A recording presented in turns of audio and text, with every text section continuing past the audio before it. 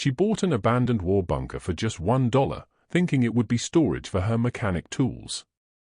But when she pried open a rusted vault door hidden beneath rotting floorboards, she discovered gold bars, priceless artifacts, and military secrets worth $500 million that someone had been guarding for 70 years. Before we dive into the story, make sure to smash subscribe because tomorrow we have an extra special story for you that will blow your mind. The morning Emily Harper saw the listing, she was down to her last $47. The electric company had already sent 2 notices. Her 9-year-old daughter, Lily, had worn the same shoes with the hole in the left toe for 3 months, and the garage where Emily worked as a mechanic had just cut her hours in half. She sat at their tiny kitchen table in their rented trailer, laptop screen glowing in the pre-dawn darkness, searching for anything that might help them survive another month. That's when she saw it. A government auction listing so bizarre she had to read it 3 times. Abandoned military bunker. Minimum bid $1. No photo. Just coordinates and a warning. Structure sold ASIS. No warranties. Buyer responsible for all cleanup and liability. Emily stared at the screen. $1. Even she could afford that. Mom. Lily's voice came from the doorway. What are you doing up? Emily quickly closed the laptop. Just looking at work stuff, baby. Go back to bed. But Lily padded over in her worn pajamas and wrapped her thin arms around Emily's neck. Are we going to be okay? Emily's throat tightened. She was 28 years old. Had been fixing engines since she was 15. Could rebuild a transmission blindfolded, but she couldn't fix their life. Not with what she made. Not in this economy. Not as a single mom with no family, no support, no safety net. Yeah, she whispered into Lily's tangled brown hair. We're going to be fine. It was a lie they both pretended to believe. After Lily went back to bed, Emily opened the laptop again. The bunker listing glowed on the screen. Located 40 miles outside Aspen Falls, Wyoming on the edge of the Rockies. Built in 1943, decommissioned in 1946. Abandoned ever since. Total area 8,000 square foot underground. She thought about their situation. Rent was due in 5 days. $450 they didn't have. The food pantry was closed until next week. Her boss at Johnson's garage had made it clear there wouldn't be more hours anytime soon. And winter was coming. Wyoming winters were brutal in a trailer with bad insulation. Emily looked at the bid button. What did she have to lose? Even if the bunker was completely worthless, at least she could strip it for scrap metal. Old military installation sometimes had copper wiring, steel beams, things she could sell. It was desperate, but desperation had become her normal state. She entered her bid. $1. Then she waited. 3 days later, an email appeared in her inbox. Congratulations, you have won the auction for military installation number 4729. Please remit payment and collect deed documents at the Federal Property Office in Cheyenne. Emily read it 5 times. She'd actually won. She owned a bunker for $1. The next morning, she drove her beaten Toyota Corolla to Cheyenne. Lily in school, gas tank on empty, praying she'd make it. The Federal Property Office was a gray building that smelled like old paper and disappointment. A bored clerk handed her a manila envelope without looking up.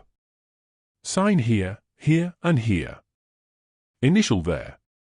Congratulations on your purchase. All sales final. No refunds. Have a nice day. Emily signed everything, paid her dollar in quarters, and walked out, holding the deed to 8,000 square feet of underground mystery. She had no idea she just bought the secret that would change everything. The drive to the bunker took 2 hours on the winding mountain roads. Emily had to stop twice to let her overheating engine cool down. The coordinates led her to a dirt road that hadn't seen maintenance since Kennedy was president. Pine trees pressed in on both sides, their branches scraping her car like skeletal fingers. Finally, she found it, or what was left of it. The entrance was almost invisible, hidden behind decades of overgrowth. Concrete walls emerged from the hillside, stained with rust and time. A massive steel door, easily 10 foot tall and 6 feet wide, stood sealed with a padlock that looked like it could stop a tank. Warning signs faded but still readable. Dotted the fence. Us military property. Authorized personnel only. Deadly force authorized. Emily parked and got out, her breath visible in the cold mountain air. The silence was complete. Oppressive. No birds, no wind, just the weight of abandonment. She approached the door with the key they'd given her at the office. Her hand shook, but not from cold. The padlock was massive, military grade, the kind they didn't make anymore. She inserted the key. It turned with a grinding protest that echoed off the mountains. The padlock fell away, hitting the ground with a thud that seemed too loud. Emily gripped the door handle. A wheel like something from a submarine. It took all her strength to turn it. Mechanisms groaned and clicked inside the door. Then, with a hiss of escaping air that hadn't moved in decades, it swung inward. Darkness yawned before her. Thick and absolute. Emily pulled out her phone, turned on the flashlight. The beam barely penetrated the black. She could make out concrete stairs descending into nothing. The air smelled strange, not musty like she expected, but sharp, metallic, preserved. She descended slowly, each step echoing. 20 steps, 30, 40. The temperature dropped with every foot. Her flashlight beam swept across walls lined with pipes and cables, all pristine, as if maintenance had stopped yesterday instead of 70 years ago. At the bottom, a corridor stretched into darkness. Emily's flashlight revealed door after door, each marked with stenciled numbers and warnings. She tried the first one, locked. The second also locked, but the third door was different. It wasn't just unlocked. It was ajar. She pushed it open. The room beyond was enormous. Her flashlight beam getting lost in the space. Row after row of metal shelving stretched into the darkness. Still holding wooden crates, metal boxes, canvas bags, everything covered in dust but otherwise untouched. Emily approached the nearest crate stenciled on the side. Property of U.S. Army classified 1945. Her heart hammered as she pried it open. Inside, wrapped in oilcloth, were stacks of documents. She pulled one out carefully. The paper was yellow with age but still readable. Operation Sunset classified eyes only. Below that, lists of names, coordinates, and most shocking of all, inventory lists, gold reserves, artwork, currency, all marked with locations and quantities. Emily's hand shook as she read. This wasn't just a bunker. It was a storage facility. According to these documents, at the end of World War II, certain assets had been hidden away. Assets that were never officially recorded. Assets that were supposed to be retrieved but never were. She grabbed another document. This one had photos paperclipped to it. Military officers standing next to stacks of gold bars. Crates being loaded into trucks and circled in red pen. The same location over and over. Bunker for 729. This bunker. Her bunker. Emily's mind raced. She owned this now. Legally, she had the deed. But if these documents were real, if even a fraction of what they described was still here, a sound echoed from somewhere deep in the bunker. Metal on metal, deliberate. Emily froze. She was supposed to be alone here. The bunker had been sealed for 70 years, but that sound was unmistakable. Footsteps on metal stairs. Coming closer. She clicked off her flashlight and pressed herself against the wall, heart pounding so loud she was sure it would give her away. The footsteps continued, methodical, unhurried. Whoever was down here knew exactly where they were going. A beam of light swept past the doorway. Then a voice, gravelly and old, "I know you're here. Saw your car up top. You bought this place fair and square, so I ain't here to run you off. But you need to understand what you've walked into." Emily held her breath. The man continued, "My name's Victor Lang. I've been watching this place for 43 years. My daddy watched it before me. His daddy built it. We made a promise, the three of us. Keep the secret. Keep it safe. Keep it hidden until the right person came along." The flashlight beam steadied, pointing at the floor. "I'm 78 years old. Been waiting my whole life for someone to finally buy this place. Someone who wasn't connected to them. Someone they couldn't control. Looks like that someone is you." Emily's voice came out as a whisper. "Who's them?" Victor's laugh was bitter. "The families who hid their stolen fortune here in 45. The ones who've been making sure this place stayed forgotten. The ones who are going to be real unhappy when they find out an outsider owns it now." Emily stepped into the light.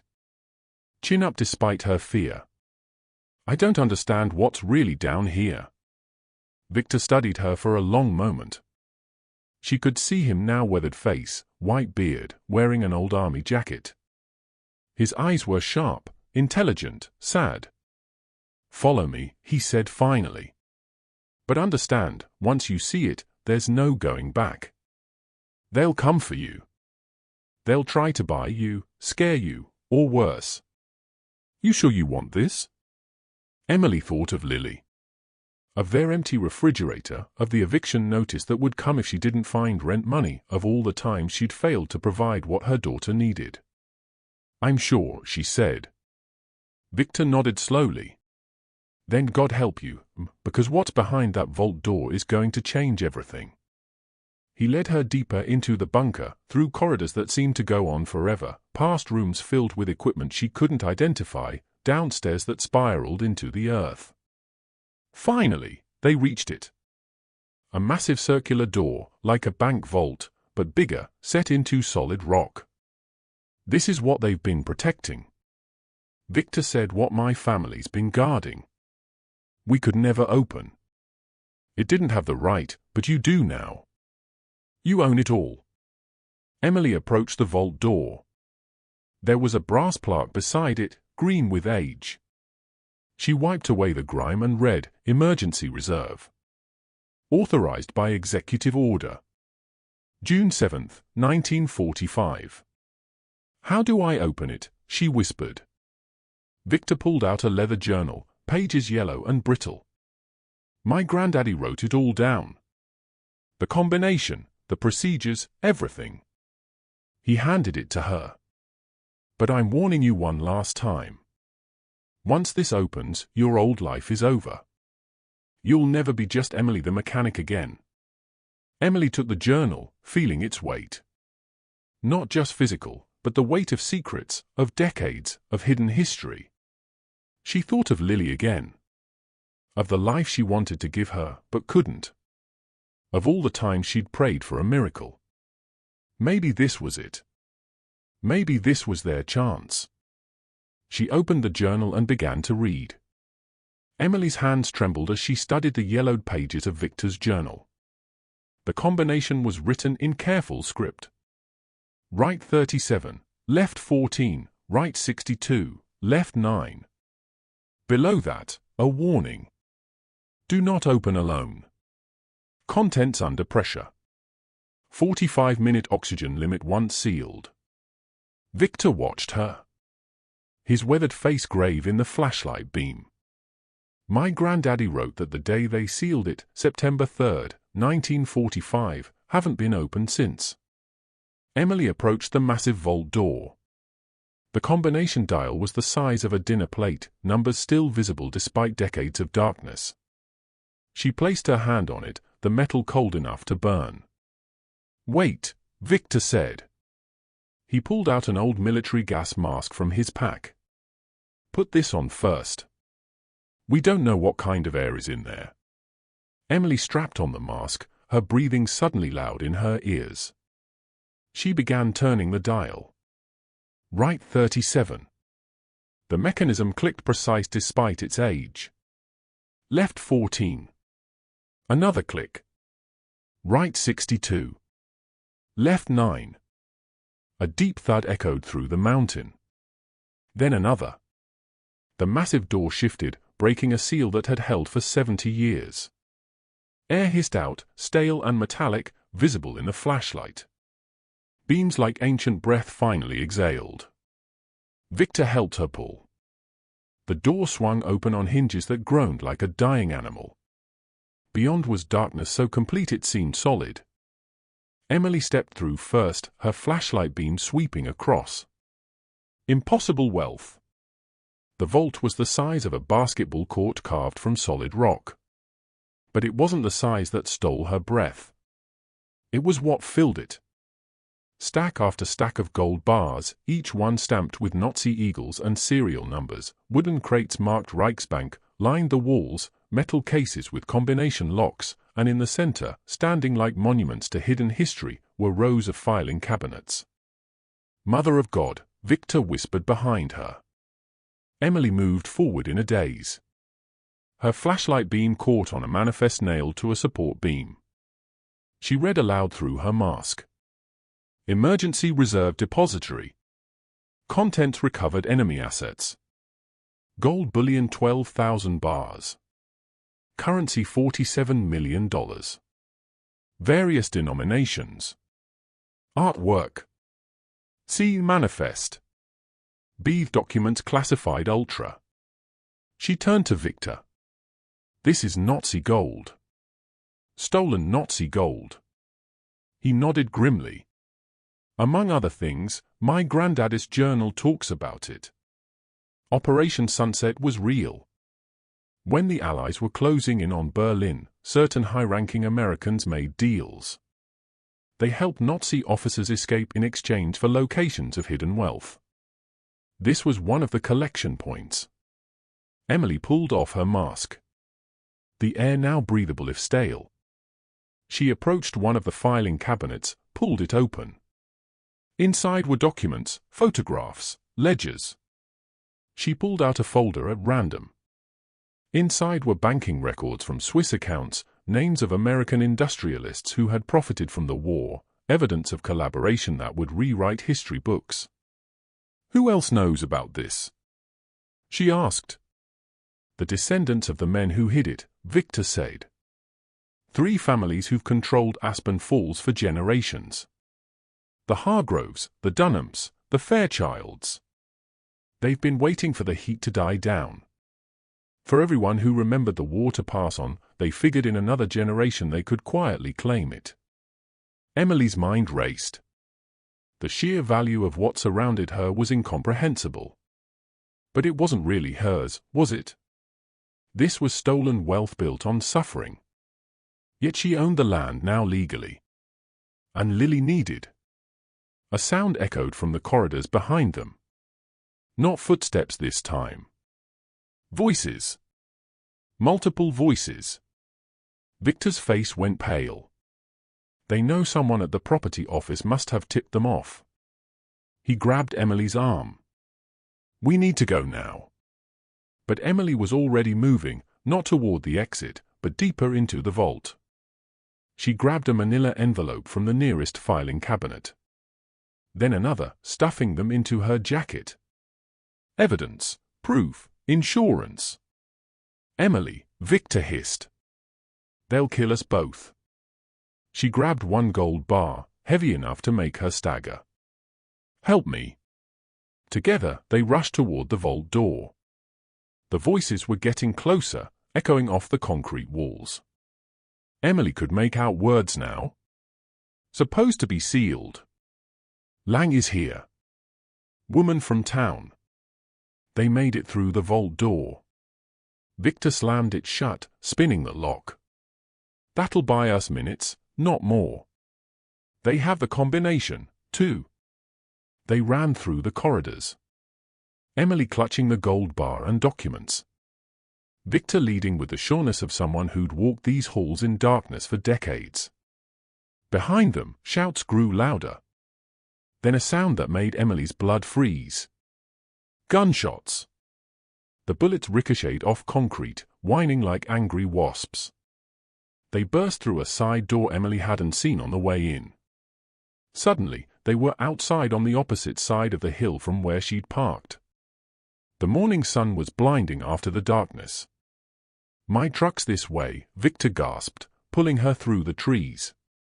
They crashed through underbrush, branches tearing at their clothes. Emily could hear pursuit behind them. Men shouting coordinates, organizing a search. Victor's truck, an ancient GMC that had seen better decades, sat camouflaged under pine branches. They dove in, the engine turned over on the third try, and Victor gunned it down a logging road Emily hadn't even seen. Behind them, she glimpsed black SUVs emerging from the bunker entrance. "Where are we going?" she shouted over the engine noise. "First, we get you safe," Victor said, taking a turn that nearly put them on two wheels.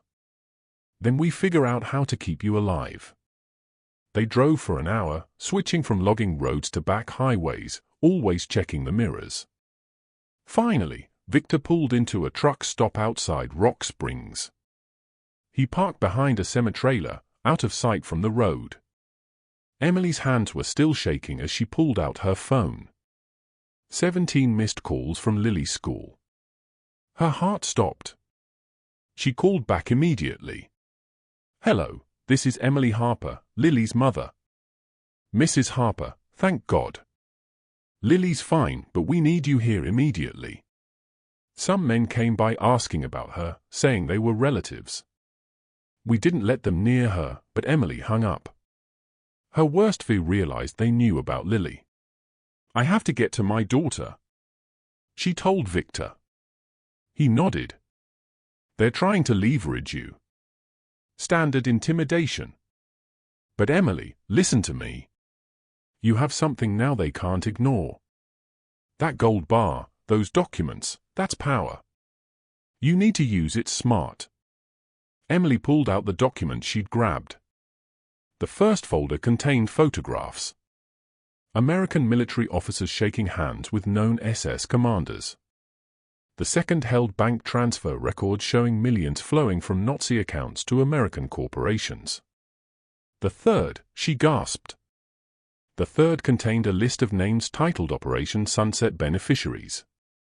At the top, Senator James Hargrove, Governor Michael Dunham, FBI Director Robert Fairchild, the same family names Victor had mentioned. But these were their grandfathers, the men who'd built empires on stolen gold. "We need to make copies," Emily said.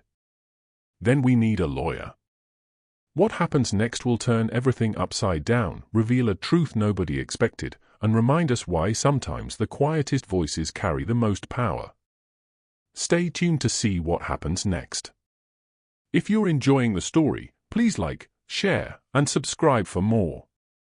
Victor drove her to a 24-hour copy shop while Emily called the school back. "Do not release Lily to anyone but me," she said. "I'm on my way." She made 5 copies of everything, mailing sets to herself at different addresses, her work, a friend in Cheyenne, even one to general delivery in another town. Insurance. Then she photographed every page with her phone and uploaded them to 3 different cloud services. "Smart," Victor said. "But we need more than evidence. We need allies." Emily thought of someone she'd met at the garage. A customer who'd mentioned being a retired FBI agent, Nathan Reed. He'd seemed decent, honest. She found his card in her wallet. "Nathan, this is Emily from Johnson's Garage. I need help. It's life or death." 20 minutes later, they met at a diner on the interstate. Nathan listened to their story, examined the documents, his face growing grimmer with each page. "This is real," he said finally. "And it's bigger than you realize." These families didn't just hide Nazi gold. They built their entire political dynasties on it. The current Senator Hargrove, Governor Dunham, they inherited power built on blood money. Can you help? Emily asked. Nathan nodded slowly. I still have contacts in the bureau. Clean ones. But Emily, once we start this, there's no stopping. These people have resources, connections. They'll throw everything at you. They're already threatening my daughter. Emily said, I don't have a choice. That afternoon, Emily finally made it to Lily's school. Her daughter ran into her arms in the principal's office, and Emily held her tighter than ever before. Mom, you're squishing me. Lily laughed. Sorry, baby. Emily pulled back, checking her over. I just missed you. The principal, Mrs. Ellis, looked concerned. Those men who came by, they had badges, said they were federal agents. But something felt wrong. So I called the real FBI. They said no agents were assigned here. Emily's blood chilled. Fake federal agents. The families were pulling out all stops. Nathan had followed her to the school. He showed his retired credentials to Mrs. Ellis. I need you to keep this quiet, but Emily and Lily are going to need protection. Can you arrange for them to leave through the maintenance exit? Within an hour, Emily and Lily were in a safe house. Nathan had arranged a cabin owned by a friend who was out of state. Lily thought it was an adventure. Didn't understand why Mom kept checking the windows.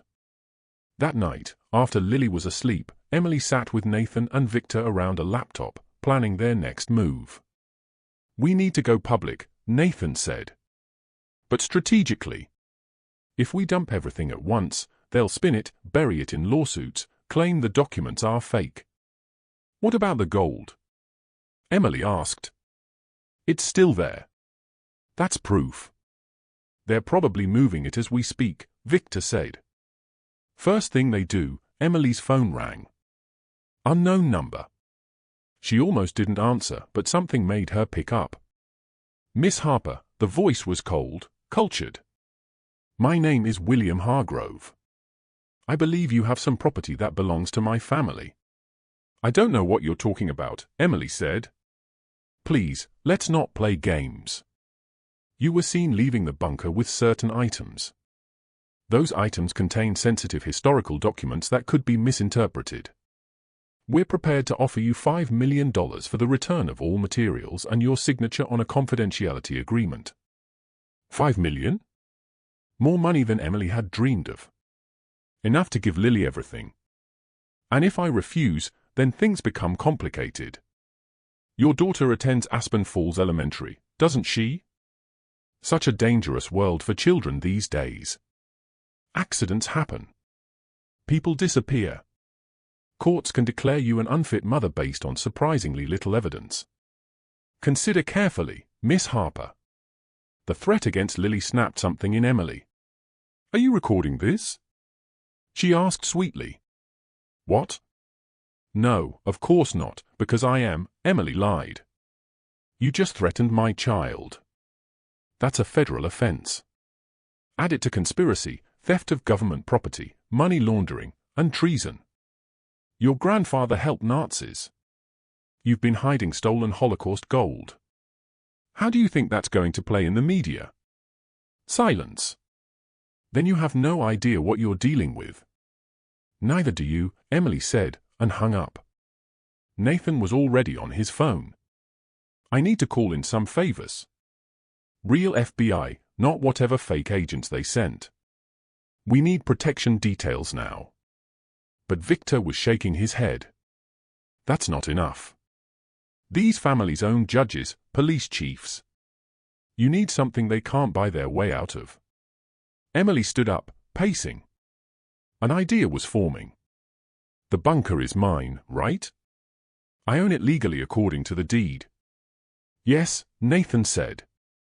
Then I'm going to do something they don't expect. She turned to face them. I'm going to invite the world in. Press conference, live stream, tours of the bunker, full transparency. Let them try to stop me when there are cameras everywhere. Victor smiled for the first time. That's actually brilliant. They operate in shadows. You're dragging them into the light. But first, Emily said, looking at her sleeping daughter, I need to make sure Lily's safe. Somewhere they can't reach. Nathan made more calls. By dawn, they had a plan. Lily would go with Nathan's wife, a former U.S. Marshal, to stay with relatives in Canada just for a few days until the story broke.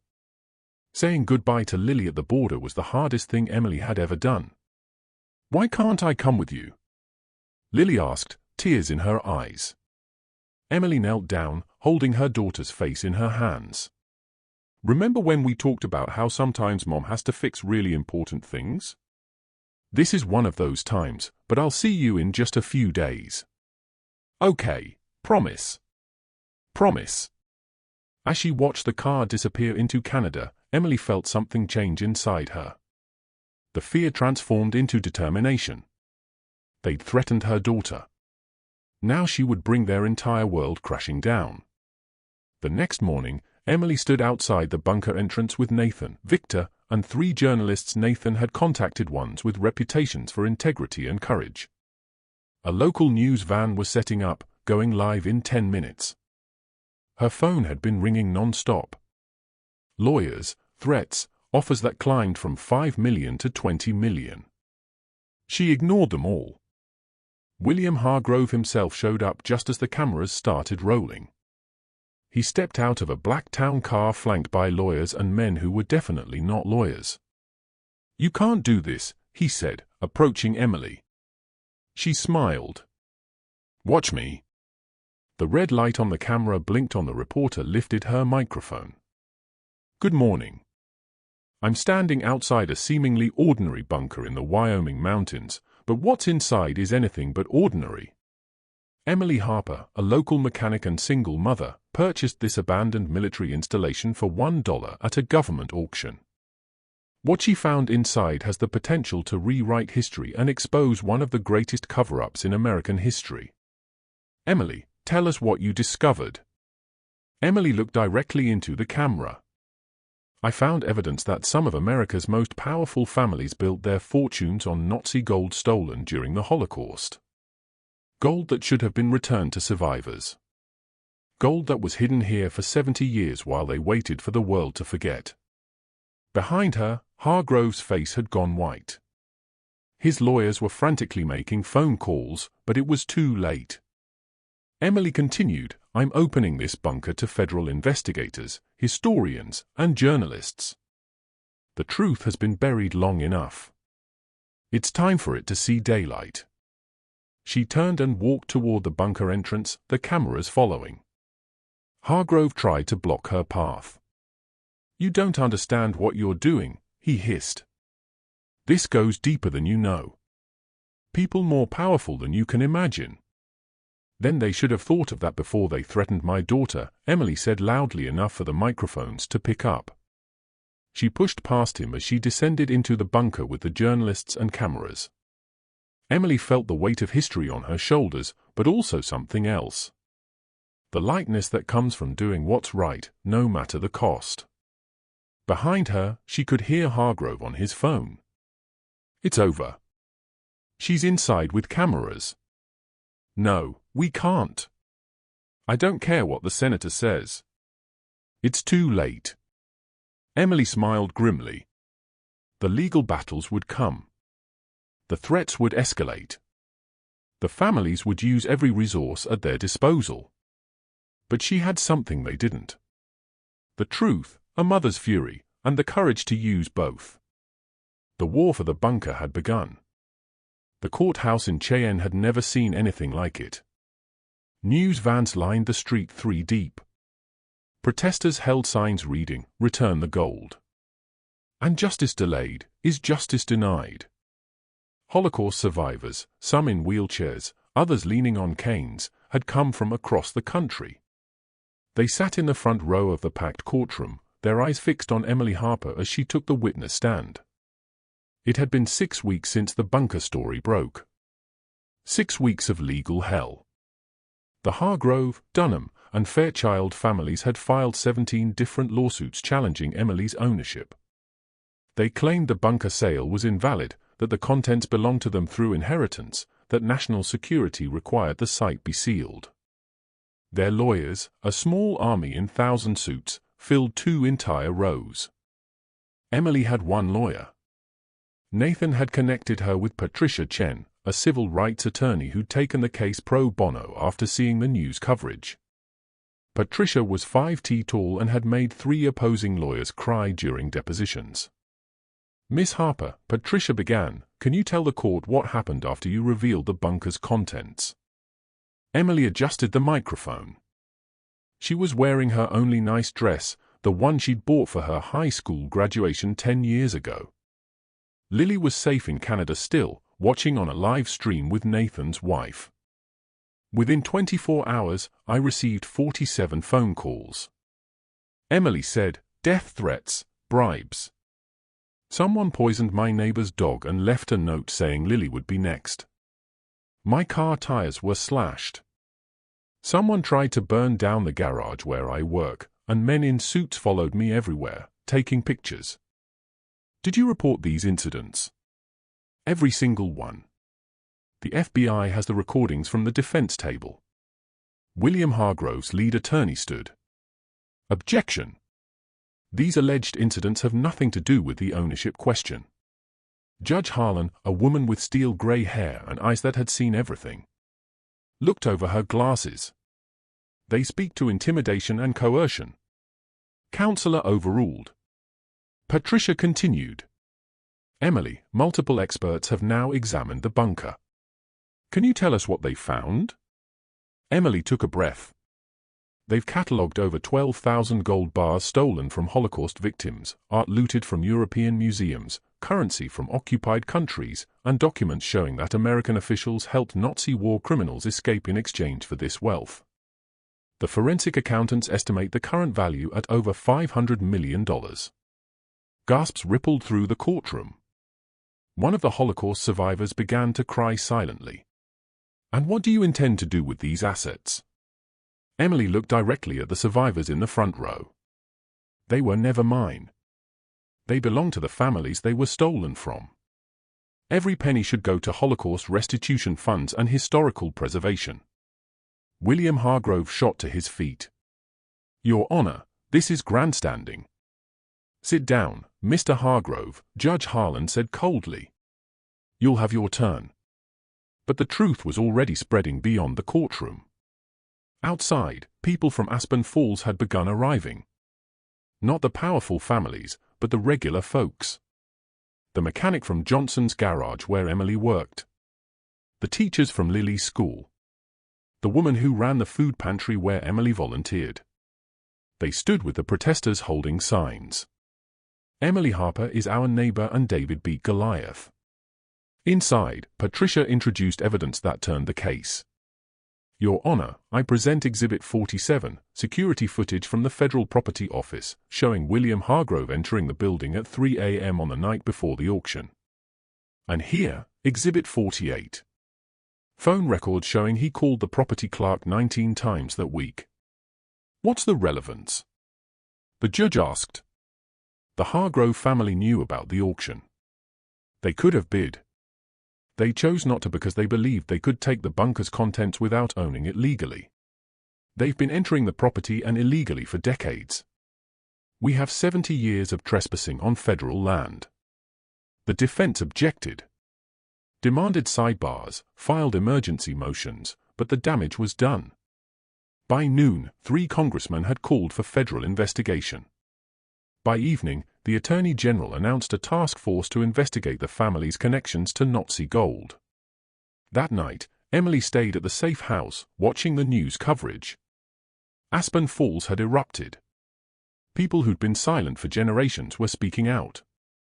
A 90-year-old man told reporters how the Dunham family had stolen his father's farm in 1947, right after they'd returned from mysterious business overseas. A woman revealed that her mother, who'd worked as a secretary for the Fairchilds, had seen Nazi officers in their home in 1946. Victor called, his voice rough with emotion. "Emily, you did it. You broke their hold. People aren't afraid anymore." But the next morning brought escalation. Emily woke to find her phone filled with a single message repeated hundreds of times. "You think you've won. You know nothing." Patricia called minutes later. "Emily, don't go outside. The families filed an emergency federal injunction.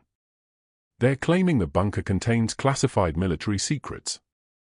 They've got a judge who's issuing a seal order." Emily's heart sank. If they sealed the bunker again, the evidence would disappear. The families had connections everywhere. Even with public attention, they could bury this. But she'd underestimated the power of ordinary people pushed too far. Within hours, cars began arriving at the bunker. Not officials or lawyers, but citizens. They formed a human chain around the entrance. When federal marshals arrived with the seal order, they found 300 people blocking their way. Teachers, mechanics, store clerks, veterans, teenagers, even the mayor of Aspen Falls, who'd finally found his courage. "You'll have to arrest all of us," the crowd chanted. The lead. Marshall looked at the crowd, then at his order, then at the news cameras broadcasting live. He made a decision that would later cost him his job, but earn him a place in history. He radioed headquarters, unable to execute order, requesting guidance. Emily watched from inside the bunker, tears streaming down her face. Patricia stood beside her. "This is what democracy looks like," the lawyer said softly. "When people remember they have power." The standoff lasted 18 hours. More people kept arriving. Someone brought coffee. The local pizza place delivered free food. Musicians showed up with guitars. It became not just a protest but a celebration of community. Then at dawn the news broke that changed everything. A janitor at the Hargrove estate, tired of 40 years of disrespect, had gone to reporters with a key, not to a bunker, but to a private vault in the family mansion. Inside, investigators found more gold, more documents, and something unexpected. Films. Actual footage of American officials meeting with Nazi war criminals, negotiating the division of stolen wealth, the smoking gun. By noon, FBI agents were arresting members of all three families. Senator Hargrove's resignation statement was 2 sentences long. Governor Dunham fled the state.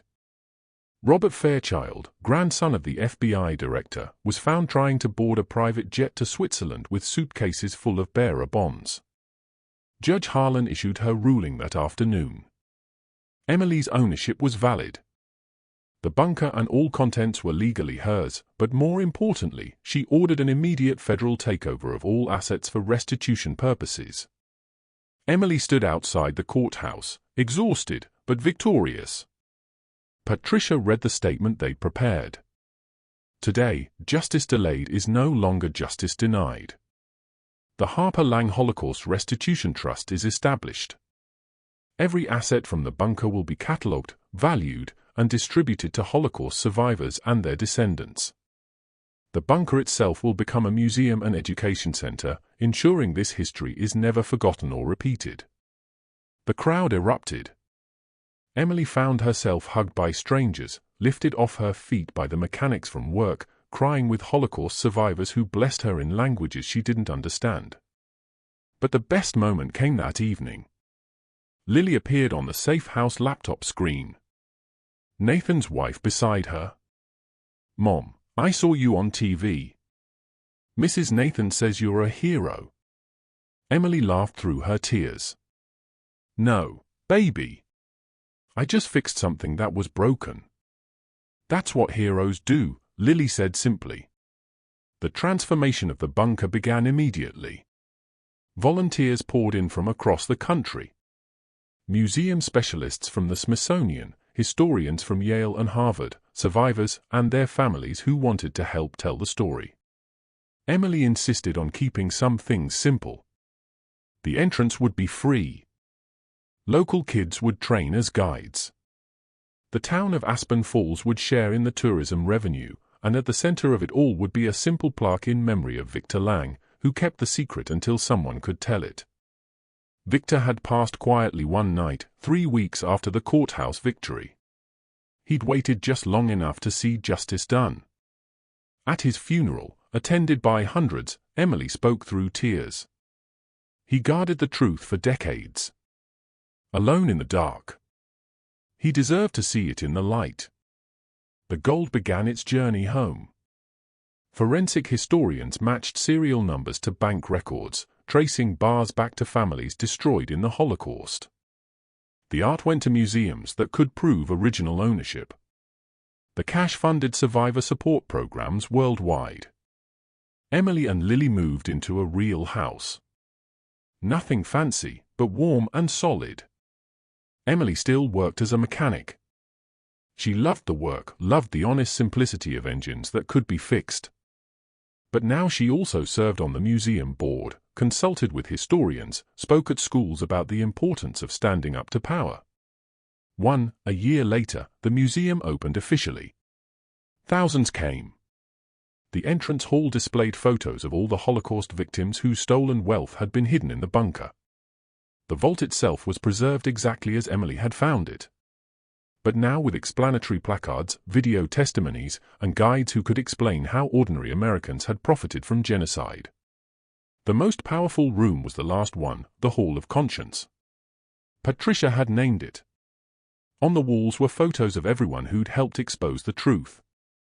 Not just Emily, but Victor, Nathan, Patricia, the journalists who'd risked everything, the citizens who'd formed human chains, the janitor who'd finally had enough. In the center stood a simple display case. Inside was the original auction listing, the $1 receipt, and a photo of Emily and Lily, the day they'd finally reunited. The caption read, "Sometimes the smallest investment yields the greatest return." Emily Harper paid $1 and returned $500 million to its rightful owners.